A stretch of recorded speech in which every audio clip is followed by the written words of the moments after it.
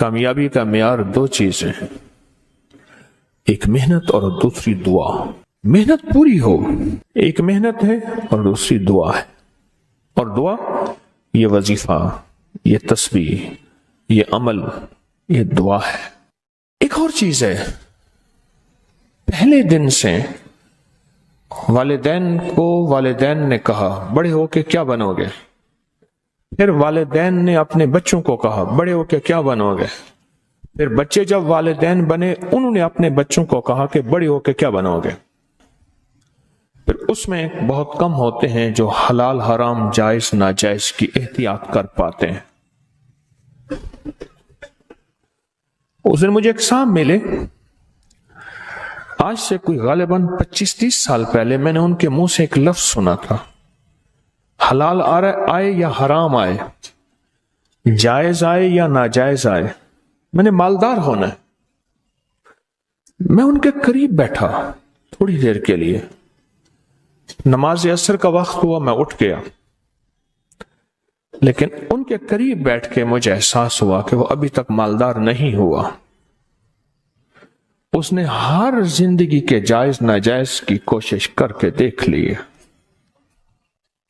اور وہ ابھی تک بھی اسی جذبے میں جی رہا ہے کہ جائز ہو یا ناجائز ہو میں نے مالدار ہونا ہے۔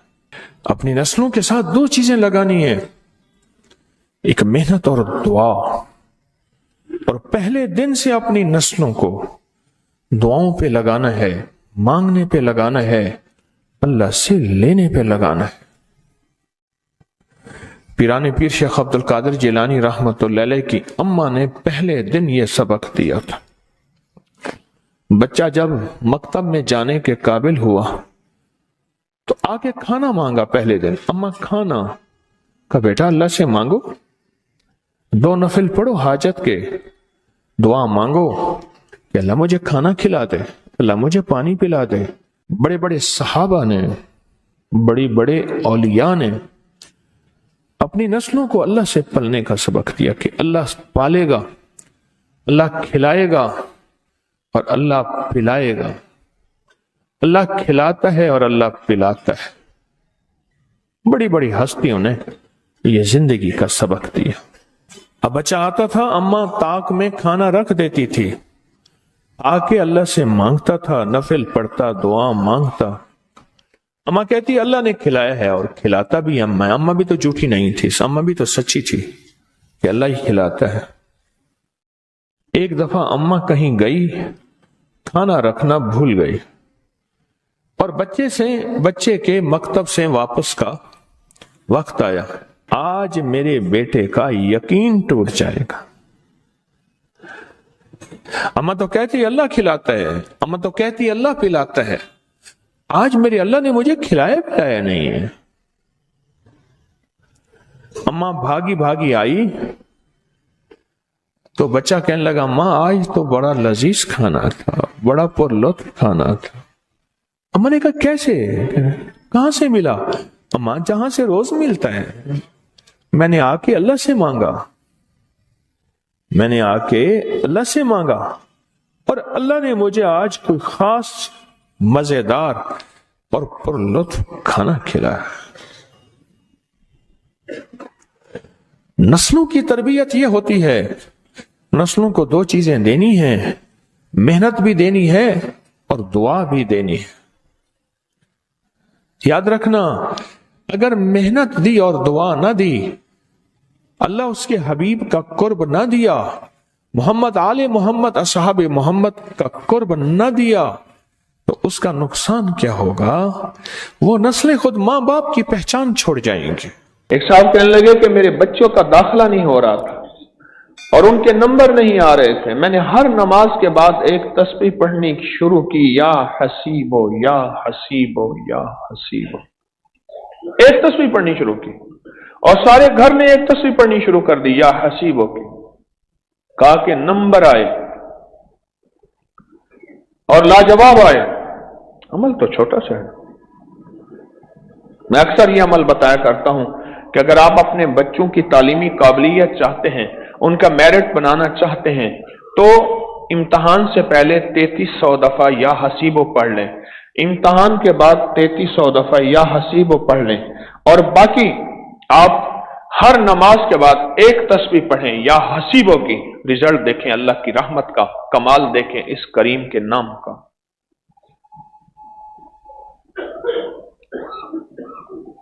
और अगर मजीद कामयाबियां चाहते हैं तो एक अमल देता हूं, वो उंगली पे लिखें, पुराना दिया हुआ है, उसके बहुत नताइज मिले। रब्ब यस्सिर वला तुअस्सिर व तम्मिम बिल खैर रब्ब ज़िदनी इल्मा। ये उंगली पे लिख लें, सिर्फ पेपर के ऊपर, कागज के पेपर के ऊपर, जिसके ऊपर कागज का पेपर जो आपके पास आया या जिस पे लिखना है, ये 3 दफा लिख दें उंगली के ऊपर। छोटी चीजें होती हैं, पर इन छोटी चीजों का जब सख्त अंधेरा हो ना, जब सख्त अंधेरा हो, एक छोटे से मोबाइल की रोशनी में बहुत कुछ नजर आ जाता है। जब सख्त अंधेरा हो, दुनिया में अंधेरा फैला हुआ है, ये मेरे कमली वाले का नूर है और मेरे हुजूर का नूर है, ये उसकी रोशनी है और उसकी रोशनी से निजाम आलम में खैर मिलेगी और मिल रही है, बरकतें मिलेंगी और मिल रही हैं, राहतें मिलेंगी और मिल रही हैं। ये वो खैरें हैं जो चल रही हैं, ये वो बरकतें हैं जो चल रही हैं। जिंदगी में जब भी कहीं मुश्किलें आई हैं, जब भी कहीं परेशानी आई हैं, जब भी कहीं उलझने उम्मत को आई हैं, जब भी कहीं औलाद नहीं है, रिस्क नहीं है, सेहत नहीं है, इज्जत नहीं है, सुकून नहीं है, चैन नहीं है, राहत नहीं है, जादुओं ने घेर लिया, बंदिशों ने तबाह कर दिया, हासिदीन ने बर्बाद कर दिया, मुश्किलों ने सर चढ़ के हमें झुका दिया, हालात ने हमारी जिंदगी को तंग कर दिया, कोई परेशानी की जरूरत नहीं। मुझे कहने लगे कि हमारे इलाके में एक साहब हैं, बाबा जी हैं, कोई भी मुश्किल हो वो बैठ के सूरत कुल हुवल्लाह पढ़ाते हैं। उनके पास 7 खाने ले जाने पड़ते हैं, 7 खाने ले जाने पड़ते हैं। वो सूरत कुल हुवल्लाह पढ़ाते हैं बिठा के बंदों को, और उनके लिए खाने जरूरी हैं, खाने अच्छे हों, एक सूट हो, 7 खाने हों, एक खूबसूरत तकिया हो, एक खेस अच्छा बेहतरीन बिछोना हो, एक बिस्तरे की चादर हो और 7 खाने हो। फरमाया वो देते हैं, लेते हैं, सूरत कुल हुवल्लाह पढ़ाते हैं, फिर बैठ के दुआ करते हैं, बहुत देर तक दुआ करते हैं, लोगों की मुश्किलें हल हो जाती हैं, लोगों की परेशानियां दूर हो जाती हैं। मैंने कहा किसी तरह बाबा जी से पता चलेगा वो दुआ क्या मांगते हैं। कहने लगा वो दुआ किसी को नहीं बताते, बस कहते हैं आओ मेरे साथ बैठ के सूरत कुल हुवल्लाह पढ़ो, अव्वल आखिर दरूद पाक पढ़ो और सूरत कुल हुवल्लाह पढ़ो, वो दुआ किसी को नहीं बताते। मैंने कहा किसी तरह पता कर वो दुआ किसी को तुझे बता दे। उसने कहा पता करूंगा। कुछ अरसे के बाद बंदा मुझे मिला, आते ही एक कागज दिया और कागज दे के मुझे कहने लगा आपको याद है आपने मेरी एक जिम्मेदारी लगाई थी, और वो जिम्मेदारी ये लगाई थी कि एक हमारे यहाँ बाबा जी हैं, उनके पास कोई दुनिया की मुश्किल, परेशानी, उलझने, नाकामियां, हालात, मसाइल, बेऔलादी, जादू, जिन्नात, असरात, बंदिशें, नाका कोई भी है, वो मसले हल होते हैं। लेकिन उनकी शर्तें ये हैं, खूबसूरत तकिया लेते हैं, बेहतरीन सूट लेते हैं, बिस्तरे की चादर लेते हैं, एक खेस यानी पूरा बिस्तर लेते हैं, और कहा अगर सर्दियां तो एक खूबसूरत रजाई भी लेते हैं, और 7 रंग के खाने लेते हैं, इतर की खुशबू लेते हैं, ये लेते हैं, ये लेते हैं। वो फिर आप छोड़ के आ जाएं वो उनके होते हैं, बस आपको वो दुआ दे देते हैं और बिठा के सूरत कुल हुवल्लाह पढ़ते हैं। मैंने कहा किस तरह पता कर कि ये अमल क्या है, पता कर ये अमल क्या है। उसने आया ना तो उसने मुझे खत दिया, और खत देते ही उसने कहा कि मैंने पता किया है इस अमल का, किसी तरह से उनके घर की एक खातून हमारी खवातीन से निस्बत थी, उन्होंने बताया है वो सारी सूरत कुल हुवल्लाह वो हुजूर के घराने को उस बारगाह में वो पेश करते हैं, उन हस्तियों को पेश करते हैं, उन हस्तियों को पेश करने के बाद फिर उनके वसीले से दुआ करते हैं और कहते हैं आप भी हमारे लिए दुआ फरमाएं। ये कहना शिरक नहीं है, ख्याल करना। मैं उम्मत को शिरक पे नहीं लगा रहा, बिदत पे नहीं लगा रहा, میرے ساتھ ہر عمل کے بڑے بڑے حوالے ہیں، میرے ساتھ ہر عمل کی بڑی بڑی طاقتور لنکس اور ریفرنس ہیں، میں نہیں لگا رہا۔ میں ایک وعدہ کرتا ہوں اور ایک دعویٰ کرتا ہوں، لیکن وہ دعویٰ نہیں ہے نہ وعدہ ہے۔ کوئی آ کے یہ نہ کہے کہ ظالم ساری عمر خربی شرک اور بدعت میں لگا اور ہمیں بھی شرک اور بدعت پہ لگایا اور میری قبر پہ کوئی پاؤں نہ مارے۔ ہاں یہ ضرور آ کے کوئی کہے اے اللہ اس کی قبر پہ ترس کھا اور رحم فرما، ساری عمر تیرے اور تیرے حبیب کی سچی راہیں دکھاتا رہا اور محمد آل محمد کی سچی راہیں دکھاتا رہا، یہ وہ شخص ہے اللہ اس پہ ترس کھا، اللہ اس کو معاف کر دے۔ بڑا زبردست عمل۔ مجھے آ کے جب کاغذ دیا نا، کاغذ میں دیا تو انہوں نے کہا کہ خواتین کے ذریعے ہمیں جو پتہ چلا، اور وہ پتہ یہ چلا کہ موصوف حضور کے گھرانے کو یہ ساری سورت اخلاص، ساری سورت قل هو اللہ، یہ درود، یہ عمل ہدیہ کرتے ہیں، اور حضور کے گھرانے کو ہدیہ کر کے پھر ہماری مشکل کی دعا کرتے ہیں اور بہت گڑ گڑا کے دعا کرتے ہیں، اور پھر ان کو ہدیہ دے کے عرض کرتے ہیں آپ بھی ہمارے لیے دعا فرمائیں، اور بہت دیر تک پھر آمین کہتے ہیں، آمین۔ اور اس تصور کے ساتھ، یہ تصور ذرا غور سے سنیے گا توجہ سے، اس تصور کے ساتھ کہ وہ ہستیاں میرے لیے دعا کر رہی اور میں آمین کہہ رہا، اور اللہ کی بارگاہ میں ان کی دعائیں قبول ہو رہی اور اللہ کی عرشوں پہ دعائیں پہنچ گئیں اور جبریل لے کر چلے گئے، اللہ کے حضور دعا رکھی گئی اور اللہ نے اپنی طاقت اور قدرت کی مہر قبولیت کی لگا دی۔ کہا یہ عمل ہے، یہ عمل ہے۔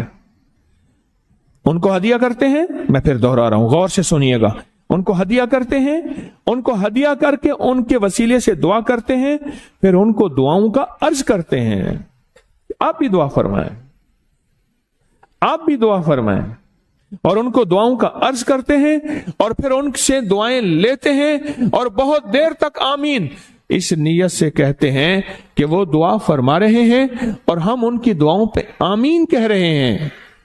یہ ہمارے اکابر کا عمل ہے، یہ ہمارے بڑوں کا عمل ہے، یہ ہماری بڑی بڑی ہستیوں کے عمل ہیں۔ میں اس لیے کہہ رہا ہوں میری کوشش ہوگی کبھی آپ کو شرک اور بدعت پہ نہ لگاؤں، میں اس لیے کہہ رہا ہوں میری کوشش ہوگی امت کو وہ خیر کے عمل بتاؤں جو عموماً لوگ چھپا کے چلے جاتے ہیں، جو عموماً لوگ اپنے تک رکھتے ہیں، میری کوشش ہوگی۔